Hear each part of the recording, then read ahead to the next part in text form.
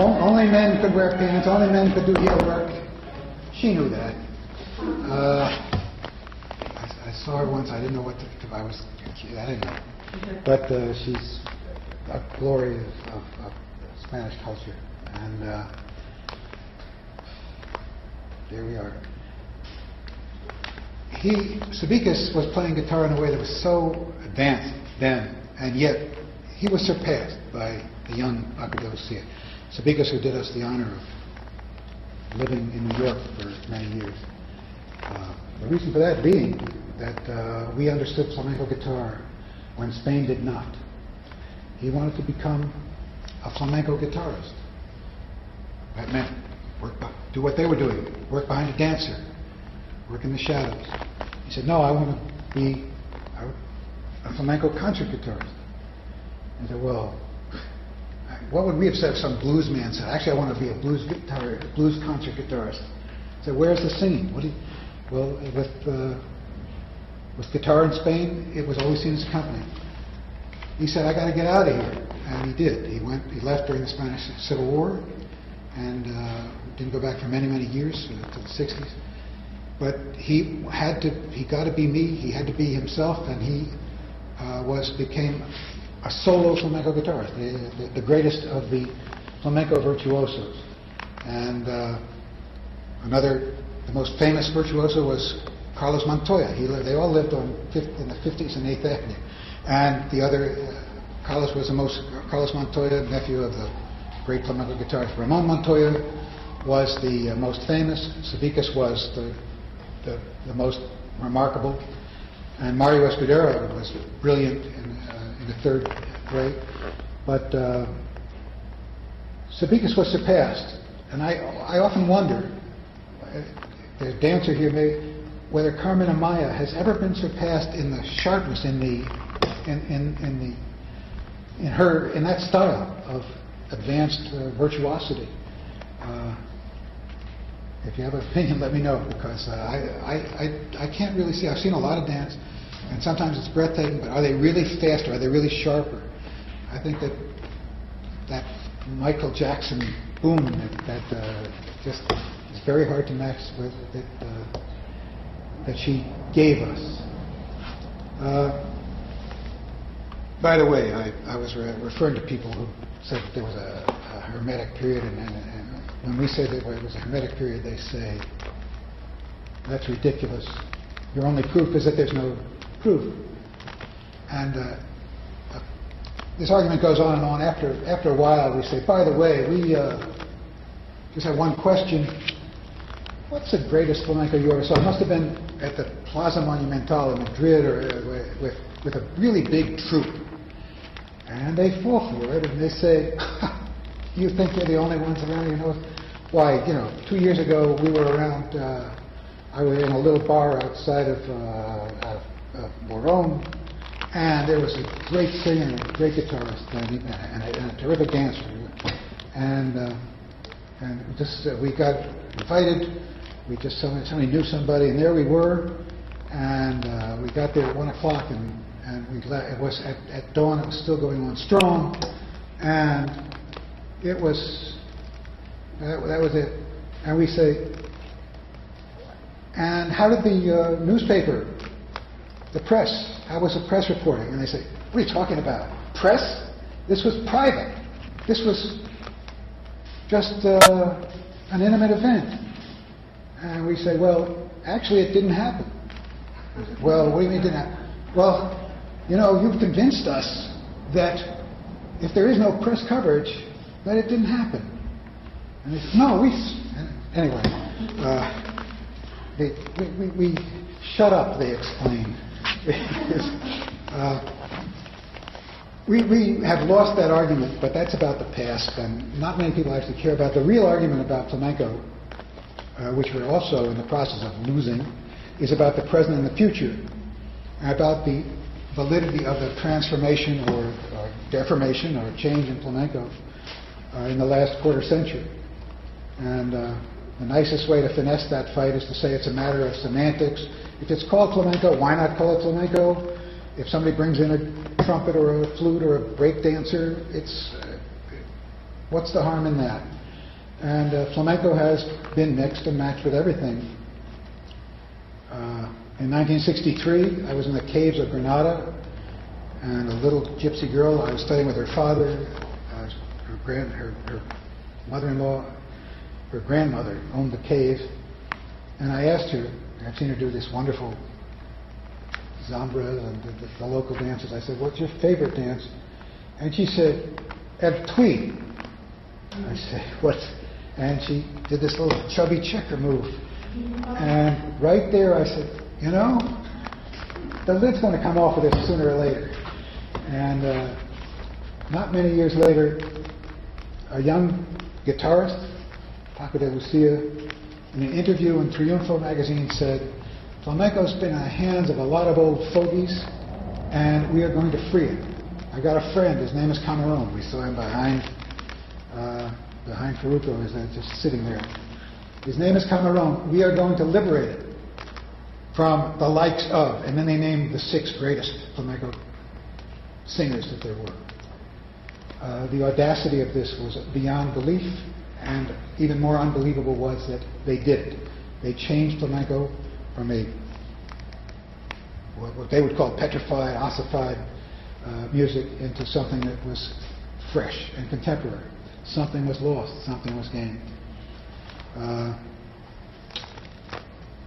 Another reason I guess I should have known is because when I got to Seville in 1965, one morning there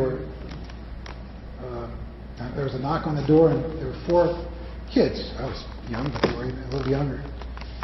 And they said, would you teach us the secret of the music of the Beatles? And I said, I don't know the secret of the Beatles music. I don't even know the Beatles music, frankly, not very well. I can't play it well. They said, well, we're just trying to do it. I said, well, we have a patio. So why don't you come and practice? Try to get it right. And they plugged in. And everything was right except one thing. I said, okay, here's what you have only one problem. You got all the instruments right. You got all the harmonies right. And I took a big piece of paper and I wrote A-Y J-U-A-N-A T-U-J-O-L-D-E-U-R J-A-N-D. Put this up, and I said, now hit it again. And they all came in. I want to hold your hand. Because what they hadn't known, they were all trying to approximate English, and all in a different way. And with that phoneticism, they suddenly became the Smash, the first Spanish rock and roll group. And they were terrifically gifted guys, but they just wanted to know how to do it right. The leader of that group, by the way, came to New York to go to Woodstock. He said, "You gonna come up with me?" I said, "Nah, it's rainy." But before he went, I took him to the Music Inn right up the street in Greenwich Village, and I said, and he said he wanted a sitar. I got him a sitar, and 3 years later he was accompanying one of the greatest flamenco singers in the world with the sitar. I said, well, the gypsies come from India, you guys say. Why not put the sitar behind them instead of the guitar? I said, because it's not right. But he did that, and it was just the tip of the iceberg. It was interesting being in Spain then because we didn't really know what was going on. In his note to me when I got in the newspaper, wrote a note. He said, "Thanks for showing me that neat finger picking you did back then, and thanks for putting on the blues program because I put on a radio program of blues. I had these blues records that I brought with me, and I thought that the connections between blues and flamenco were quite apparent.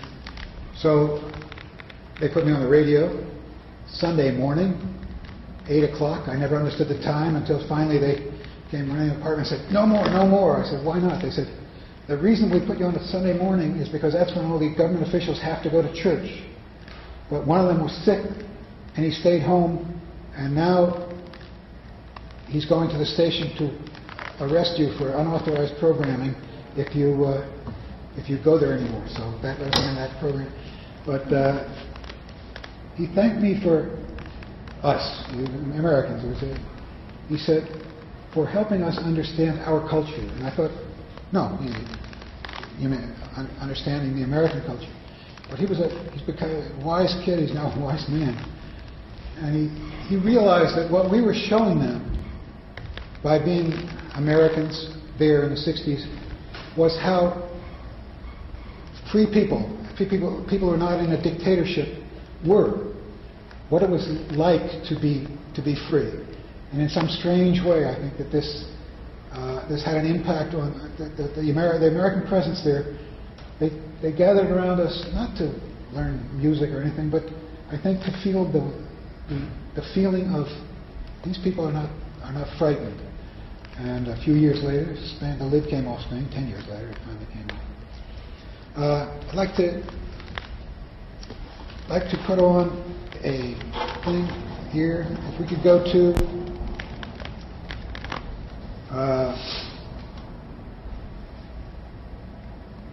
the fourth cassette and see what happens.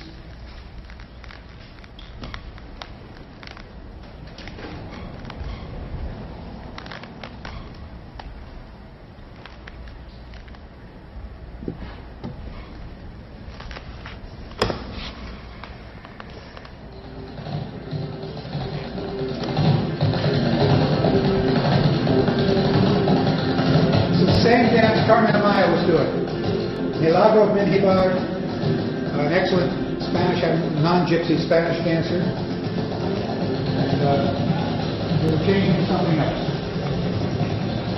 It's called the Alegria, the name means happiness.